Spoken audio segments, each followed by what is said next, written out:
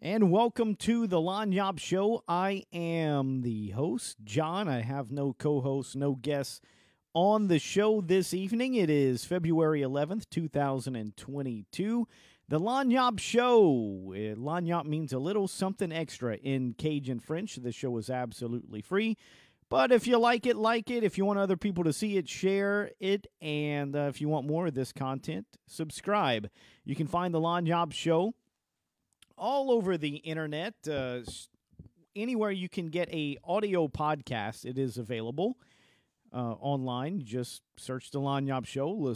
I'll put up the graphic here so you know how to spell it. And also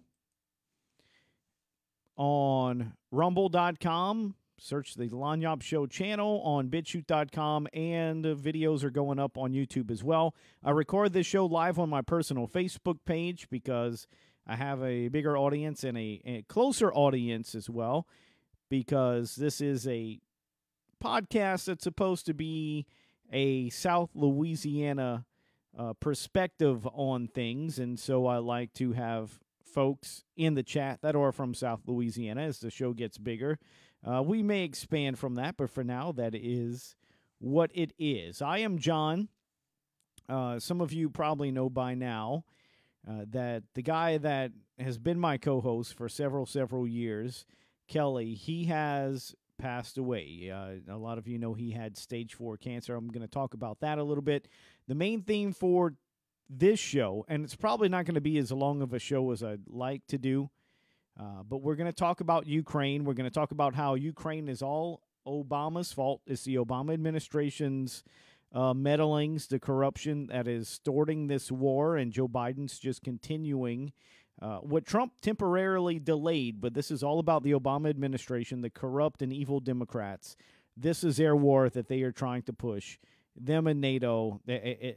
We'll get into that. But I did want to start off. We'll probably end up doing some kind of tribute show to Kelly. If you followed any of my content all these years, and you know I'm going to have to take a swig. I got a Captain and Coke right now.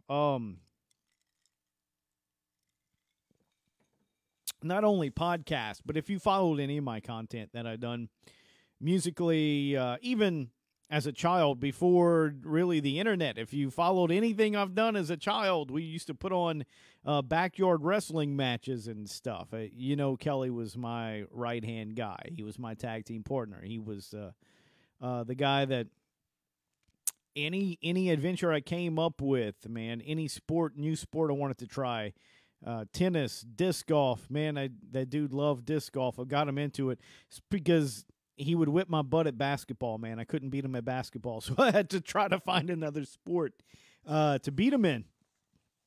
And so anything I ever did, you know, Kelly was right there alongside of me, as good of a best friend as anybody could ever ask for, and a tremendous human being as well. Anybody who knows him, who ever met him in person, will tell you that he is one of the nicest, most purest human beings that you'll ever know, that you'll ever meet. But you know that. If you ever met him one time, even for 5 minutes, you would know that. So I don't really have to tell everybody that. But when I decided I was going to start doing the Lanyap Show in its current format, like this, it was actually sprung on by Kelly.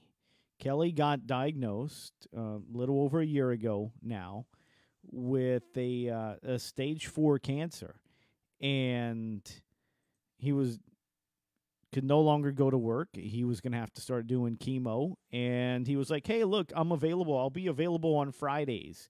My ex-wife will have the kids most of the time on Fridays. I can come and do the show with you." And we did that several iterations. Sometimes we did it over the phone through Skype. And it was good because he re-inspired me to start doing this show. And there's always been several instances of my show, but he got me back on the horse, and he got me back and going. And it's hard to do this content by yourself a lot of times. It's so much easier when you have someone to bounce ideas off of and speak to, and he made it fun. Everybody asked me, for all of these years, we've been doing several variations of podcasts and stuff together, and they always ask me about him and how funny. They always tell me how funny he was, and who's that guy, man? He is so funny. Yeah, dude. And anyway, so he said, look, I'm going to be available. We can start doing these podcasts now. And I was like, hell yeah, let's do it. And that's what really got me going, and doing it so often on Friday nights and really trying to make a push. I just remembered, by the way, minds.com, John F337 is an account. I'm a little scatterbrained right now, but he, as he got sicker, the chemo was a really big factor. I think I'm rather well, I'm extremely disappointed. Not in him, but I thought he was going to be around longer. And when you lose a best friend like that, I mean, it's never easy. So, but I always wanted to be the most optimistic person. Like I would, anytime he ever brought anything up like that, anytime he ever mentioned that whatever pain he was in, I would never let him dwell in it. I always came back with something funny or positive, something optimistic about it. Always kept him looking ahead, but I also believed it too. And he was so young, man. It's really not fair, but he had such a tremendous opportunity to beat this cancer, I think. Ultimately, I think because he was so young, they went super aggressive with the chemo. And a lot of people tell you this. If you ever have that situation, a lot of times it's the chemo that does you in before the cancer. And I kind of feel like that's unfortunately what happened with the situation. So, but as you notice, like he stopped appearing on the show as much as he used to, and he started doing more phone-ins and through Skype and such, just because he got sicker and sicker along the process. And it is what it is, and I'm not going. It's going to permanently scar me. That's something you never get over. I've lost best friends before. I've lost family members before. This is another one that I put in both categories, and it is not going to be easy. We're about to get into the rest of the show about Ukraine. I'm just letting you know the situation where we are with the show. So, again, I want to do some kind of tribute show to Kelly. I don't know how. I haven't even thought of it yet, and I don't know when I'll be not brave, but structured enough, to do it. But we're gonna do some kind of tribute show to him. I'll try to figure it out one way or another. But let's get into this, because this is a serious issue. Because the United States is about to get into war. This president, I mean, my goodness. So this news came out February 11th, 2022. This is today from NPR. Biden tells U.S. citizens to leave Ukraine, saying the military won't rescue them. They keep trying to say Russia's going to invade. And I'm here to give you the rest of the story, the full story, what's been going on, because you probably haven't been paying attention. And so that's what I'm here for. This isn't going to be a super long episode. I got a bunch of things pulled up in the tabs. It would help. If you're listening to the audio version of the podcast, it would help if you'd seek out the video version. But I'm not going to read all of these articles. I got a bunch of them pulled up. This would take forever if I went through them all. It could be very confusing, especially when it comes to foreign affairs. But I'm going to summarize them for you real quick, a general summary of what's going on, and I'll break it down. But basically, the Obama administration teamed up with NATO to overthrow the government in Ukraine. They adopted Ukraine into NATO. Any addition into NATO is a violation of an agreement between NATO and Russia. Ukraine isn't the only addition that's been added to NATO in violation of the agreement with Russia. but it's like the latest. And recently most flagrant as well, because it involved an overthrow of the Ukrainian government. So Russia obviously peeved because Ukraine is it's a border nation, and the government just got overthrown, and it's by their adversaries. And it goes against the agreement that their adversaries had with them that they wouldn't be expanding NATO. And so Russia's like, okay, looks like these guys are trying to do some kind of invasion or something. They just overthrew the government.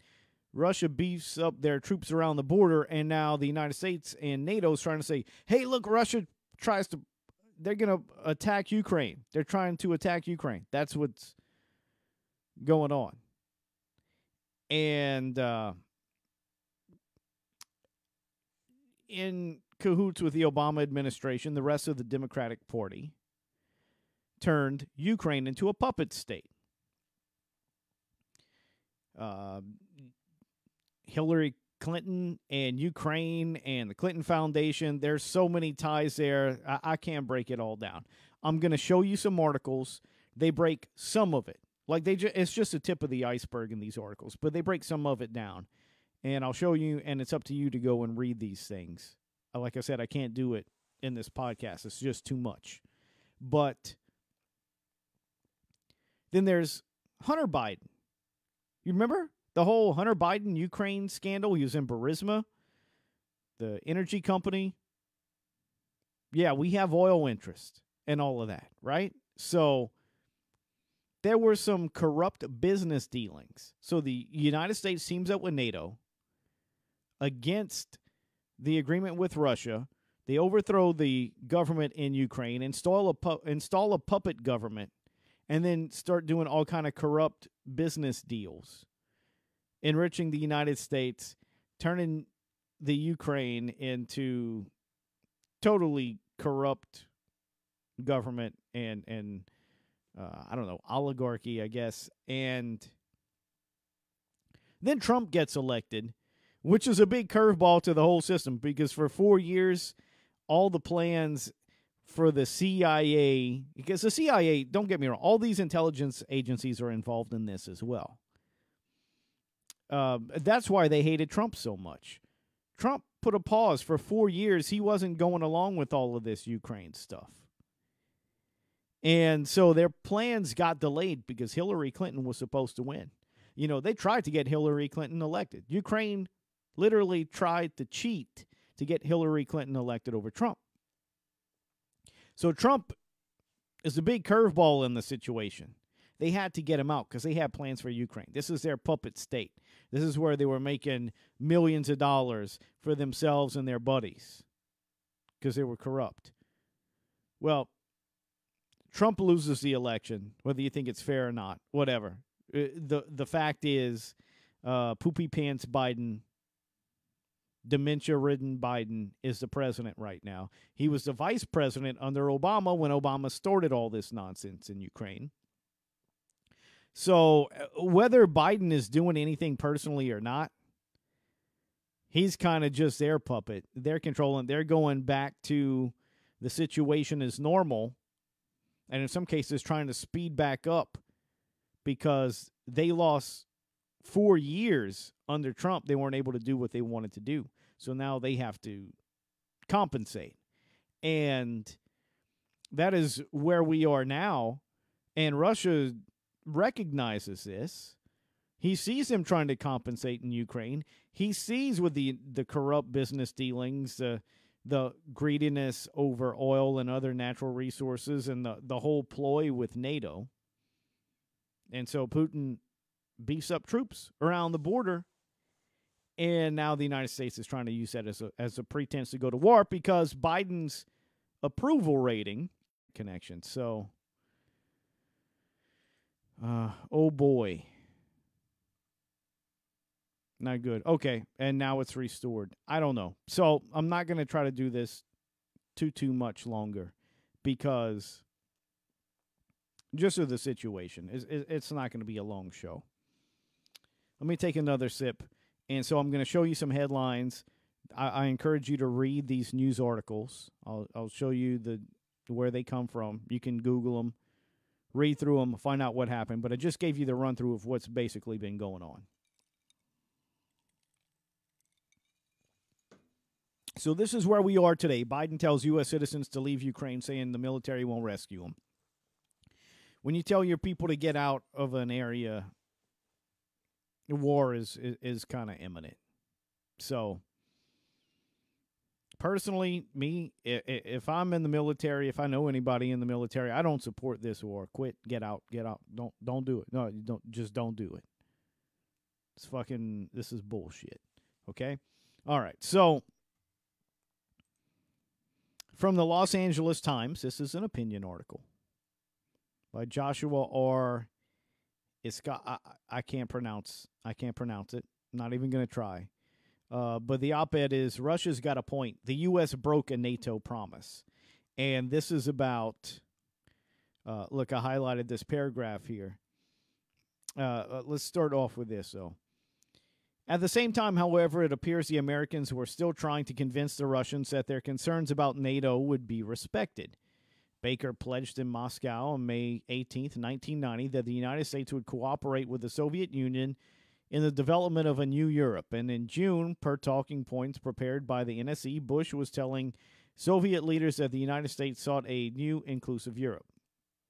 It is therefore not surprising that Russia was incensed when Poland, Hungary, and the Czech Republic and the Baltic states and others were ushered into NATO membership starting in the mid-1990s. So they're already violating an agreement there, in the mid-1990s. And this involves the Bushes as well, who were corrupt as they come. Boris Yeltsin, Dmitry Medvedev, Mikhail Gorbachev himself protested through both public and private channels that the U.S. leaders had violated the non-expansion arrangement for NATO. As NATO began looking even further eastward to Ukraine and Georgia. Oh, do y'all remember protests and revolutions in Ukraine and Georgia? Do y'all remember that? I wonder why that happened. So, and they go on to say NATO's widening umbrella doesn't justify Putin's bellicosity or his incursion into Ukraine or Georgia. Still, the evidence suggests that Russia's protests have merit and that U.S. policy has contributed to current tensions in Europe. Now, when was this written? Let's go back to the beginning. Mind you, this was written in 2016. But just showing you, they violated it. And they have legit reasons, Russia does, for being mad about it. Here's another article, moderndiplomacy.eu, how and why the U.S. government perpetrated the 2014 coup in Ukraine. Eric Zeus. So you remember, or Zusi, I believe. So, but you remember Georgia, right? And now Ukraine, 2014. The U.S. government perpetrated the 2014 coup in Ukraine. Who was in charge of the U.S. government in 2014? That's right. U.S. President Barack Obama. Clearly, Victoria Nuland, U.S. President Barack Obama's central agent overseeing the coup, at least during the month of February 2014, when it climaxed, was crucial not only in overthrowing the existing Ukrainian government, but in selecting and installing its rapidly anti-Russian replacement. So, revolution in Georgia, revolution in Ukraine. They overthrew the government, and as we just read in here, Modern Diplomacy, by Eric, I believe, Zusi. Go ahead and read it again. This was in 2018. Not only did they overthrow the government, they put in their replacements. They installed a puppet government. So, here's another one. America's Ukraine Hypocrisy by the Cato Institute, August 6, 2017. The extent of the Obama administration's meddling in Ukraine's politics was breathtaking. I don't have time. It's going to take all night. I'm not going to go through all of this. This is Ted Galen Carpenter, that wrote about the Obama administration meddling in Ukraine. They overthrew the government and installed their own government, made it a puppet government, right? How about this? From scoop.co.nz. How the Western press lied about the 2014 coup in Ukraine, pretending that it was instead a real democratic revolution, as opposed to the United States government under President Barack Obama. Look at this. The video is here, and it demonstrates, it even displays that the U.S. government under President Barack Obama lied through their teeth about the coup as have being instead a revolution instead of a coup. So there's a video here linked. I'm going to try to pull it up. This was from years ago, so I don't know if the video still exists. I haven't watched this. I'm just pulling it up, and I'm hoping my internet connection and computer will work. U.S. support of violent neo-Nazis in Ukraine. Yeah, by the way, violent neo-Nazis. This is an hour-long video. No, sorry, we can't do that. So I'm going to close that, but you can get the link and everything. This is from scoop.co.nz. Again, the title is How the Western Press Lied About the 2014 Coup in Ukraine, pretending that it was instead a real democratic revolution. And it just goes to explain things in detail. You see how long these articles are? You can't see it if you're listening to the audio version of the podcast, but it goes on and on and on and on. Let's just read the last paragraph. Why don't we?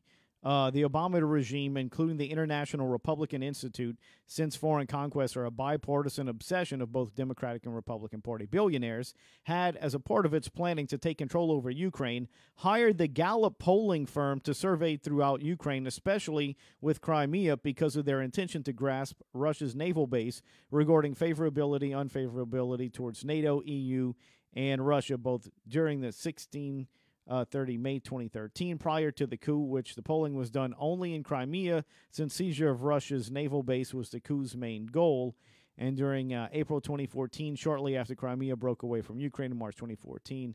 Here are some of the pre-coup findings, and they go on to show the opinions there. But so then there's this. I don't know if y'all remember this, but Ukraine tried to cheat for Hillary. You remember when they tried to say it was Trump? They tried to blame Trump. In fact, they impeached Trump over dealing with Ukraine. And the whole thing was it was Joe Biden with a quid pro quo, not Trump. And the Democrats just blamed Trump for something they already did. But even before that, Hillary Clinton in Ukraine. This is from Wall Street Journal. It is an opinion, by the way, by James Freeman. A letter released Monday raises questions beyond the Bidens. So they're talking about Hunter Biden and why he was enjoying a $50,000 per month gig in Ukraine with Burisma. But this is about Hillary Clinton. And again, it's too long for me to break into. But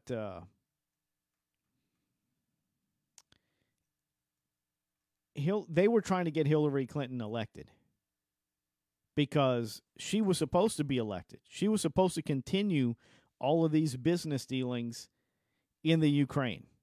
They had a lot of interest there, a lot of corruption. So let's read a little bit of it. In a letter released on Monday morning, Republican Senators Chuck Grassley of Iowa and Ron Johnson asked U.S. Attorney General William Barr if he's trying to answer the lingering questions. The letter also highlighted news reports that during the 2016 presidential election, Ukrainian government officials tried to help Hillary Clinton and undermine Trump, and did so by disseminating documents implicating a top Trump aide in corruption and suggested they were investigating the matter. Ukrainian officials also reportedly helped Clinton's allies research damaging information on Trump and his advisors. So they have a lot of business, a lot of connections there in Ukraine. They're trying to install their own public puppet government, or the Democrats, the Obama administration, and the Democrats subsequently. That's what we see here. You can go on. You can dig more into it. From Politico, Ukrainian efforts to sabotage Trump backfire. Again, Hillary Clinton was supposed to be elected. Donald Trump screwed up the plans, the corrupt plans between the United States, NATO, and Ukraine for 4 years. So this is from Kenneth P. Vogel and David Stern. Kiev officials are scrambling to make amends with the president-elect after quietly working to boost Clinton. They were scrambling. This was 2017. Trump got elected. They're scrambling to make amends with Trump because they were working to get Clinton elected, and it didn't work. And so now they're trying to make amends. So they say Donald Trump wasn't the only presidential candidate whose campaign was boosted by officials of a former Soviet bloc country. Well, we know the Russiagate nonsense to be bullshit now. But Hillary Clinton, the Ukrainian government officials tried to help Hillary Clinton and undermine Trump by publicly questioning his fitness for office. And they went on and they did a bunch more shit. But we know this actually to be true. Turns out Russiagate, bullshit. But this was true. The Ukrainian efforts had an impact in the race, helping to force Manafort's resignation and advancing the narrative that Trump's campaign was deeply connected to Ukraine's foe to the east, Russia. The Russia nonsense? It's a bullshit political campaign by the corrupt Ukraine, the puppet government Ukraine. That's where it all came from. It tells you right here. It goes on and on and on and on and on. Again, I'm not here all night. I'm just showing you things you need to know, folks. Look how long this article is. I'm still scrolling. But do read on it. And this came out in 2017. The people that wrote this in Politico, by the way, Politico is not a right-wing website. This is definitely left-wing website. I think at the time they were still believing some of the Russiagate stuff when they wrote this. We know now it to be bunk. But there it is. There it is. Then we got this. So the Obama administration works with, actually, let's go back to Bush. And George Bush starts incorporating other countries into NATO. That's a violation with Russia and the agreement with Russia, expanding NATO. NATO was not supposed to expand. They did it anyways. Then the Obama administration, you had Georgia, and then you have Ukraine, and they install a puppet government in Ukraine. They have Ukraine trying to help Hillary Clinton win election to extend the Democratic Party reign, and then now you have Hunter Biden, the vice president, now current president's son, who's on the board in Burisma.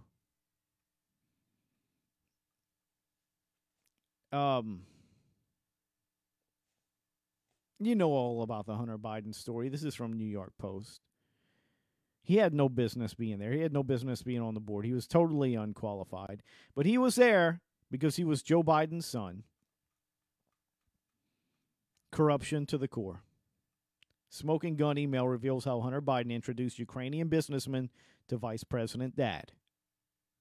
This has been going on for a long time. Ukraine is a puppet state.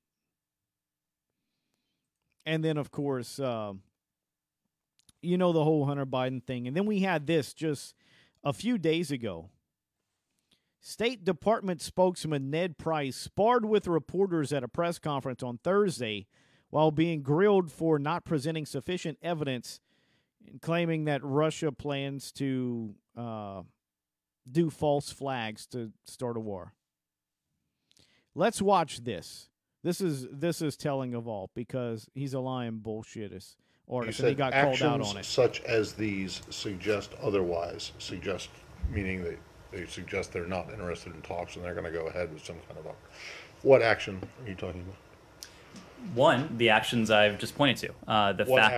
The fact that Russia continues to engage in disinformation campaigns. You made an allegation that they might do that. Have they actually done it? What we know, Matt, is what I have just said, that they have engaged in this activity, in this planning activity.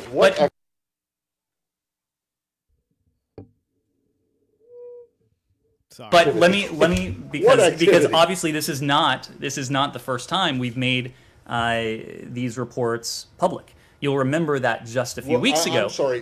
Made what report public? If you'll let me finish, I will tell you what report we made public.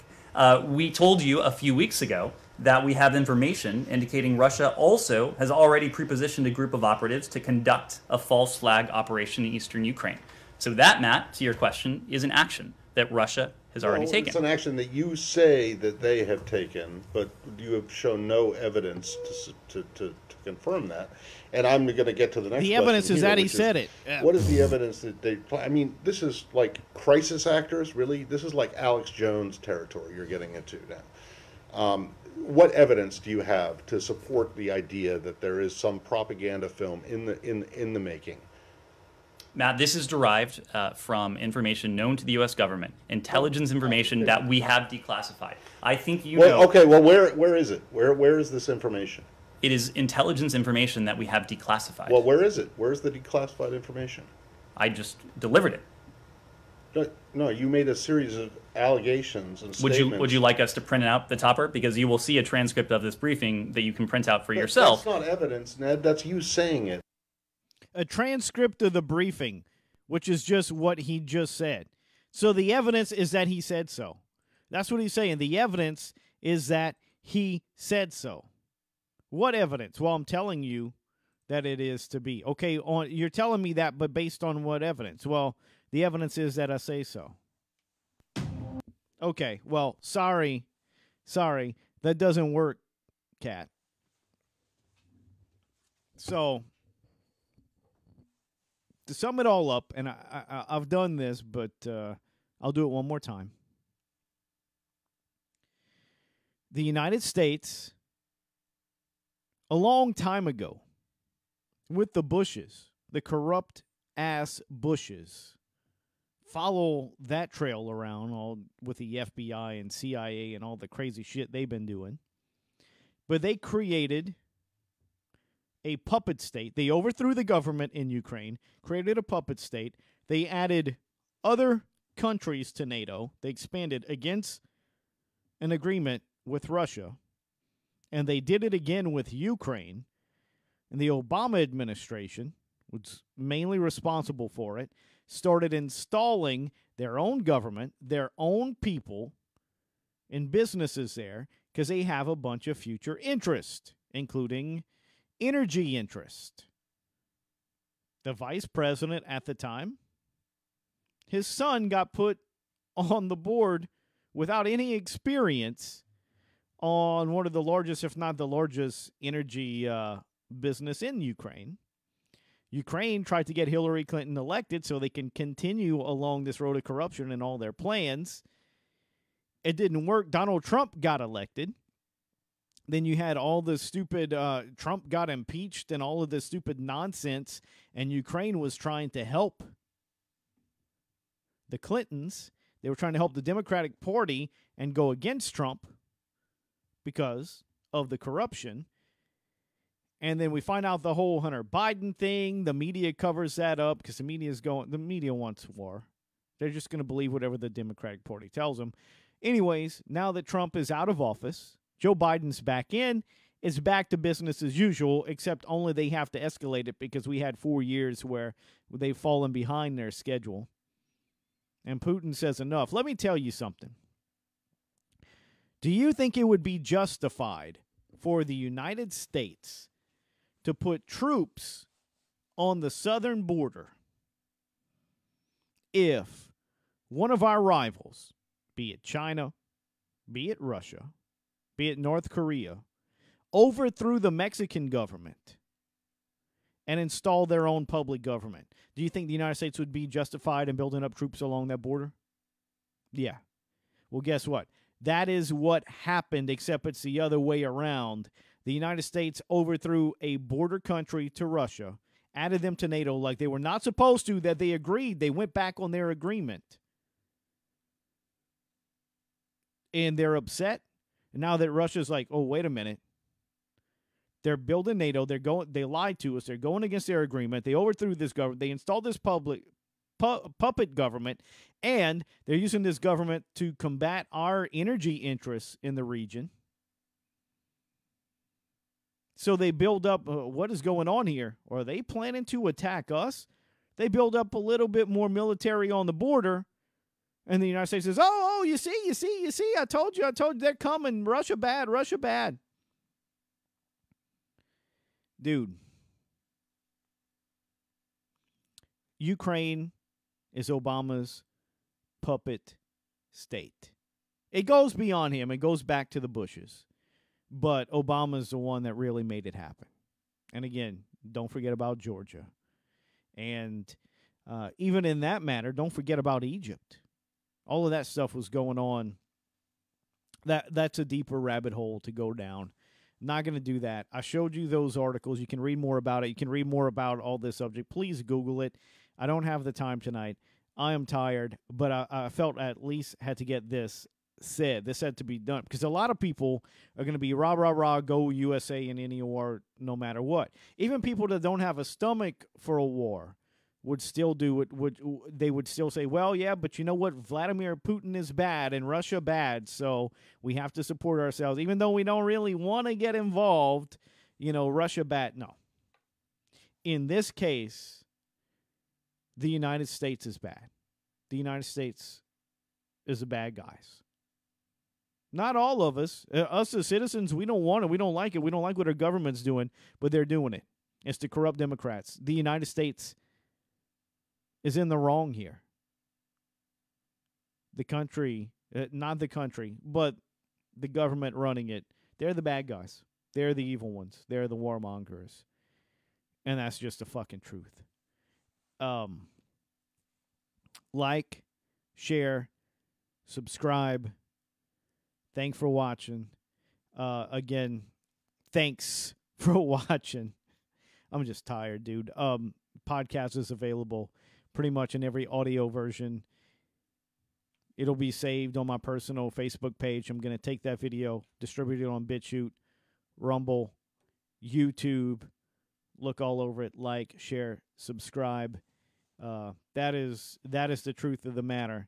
And people need to understand what's going on because we're going to end up getting into a war, and I want people to know why. And, I read a couple of things saying, oh, this is Joe Biden's getting us into a war. No, he's not. This is the Bushes and the Obama administration laid the groundwork for this. Biden's not in charge of anything. They have to wipe his butt. The guy wears Pampers. He ain't doing shit. His brain is riddled with dementia. He doesn't know what the hell's going on.